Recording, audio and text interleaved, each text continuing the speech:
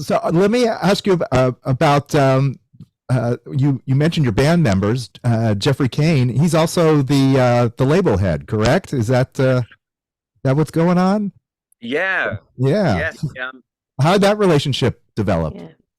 That's a difficult one, isn't it? Because I could go in and we could go in and we could have an argument, and I say, Jeffrey, are you speaking as the label head or are you speaking as the auxiliary guitarist in the band?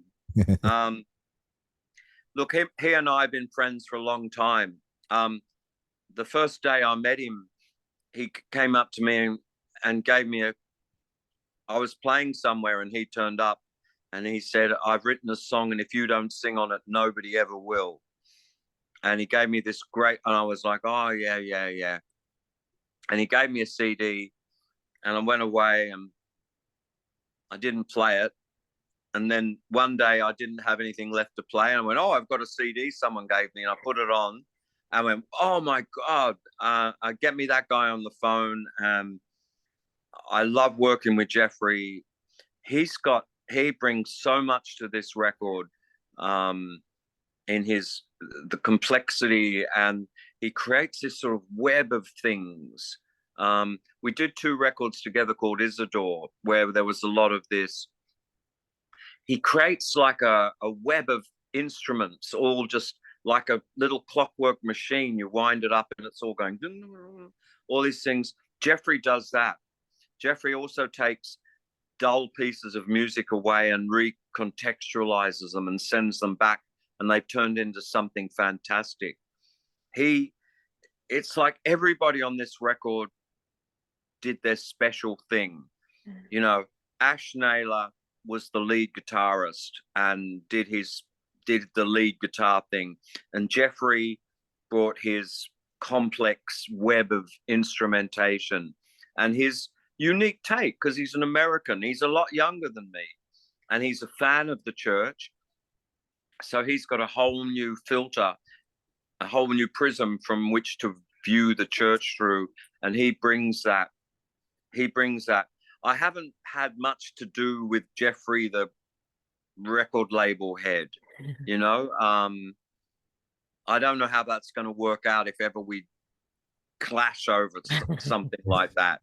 And he sits me down and goes, you didn't like Clive Davis might have done when you were escorted up to his office on the 90th floor of some building in New York.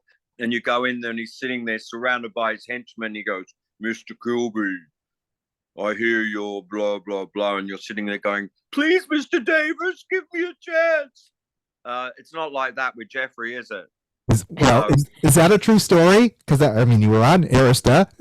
I was on that. Yes, it was like that. It was like Steve, Clive wants to see you.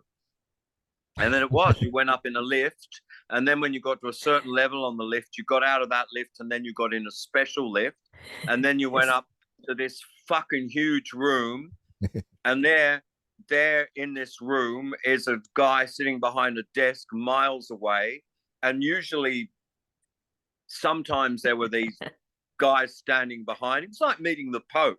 You know, you don't just meet the Pope. You meet the Pope and there's like 5 priests, cardinals, and bishops standing behind him.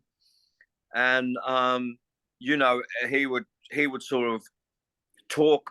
You didn't go in there and go, Clive, how are you? What the fuck? You know, what are you doing, mate? You go in there and you sort of sit there and Mr. Kilbey, I hear you, blah, blah, blah. Oh, yes, Mr. Davis, yeah, please let me make another record, sir. I promise it'll have more hits on it this time. Are you sure, Mr. Kilbey? Because the last one didn't sell very well. Oh, no, I promise, sir. I'm writing a hit right now. You know, it was like that.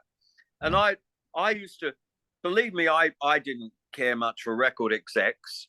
You know, I used to have them on. I was rude and stupid and all the rest of the stuff you see in Spinal Tap, you know, with Marty fucking.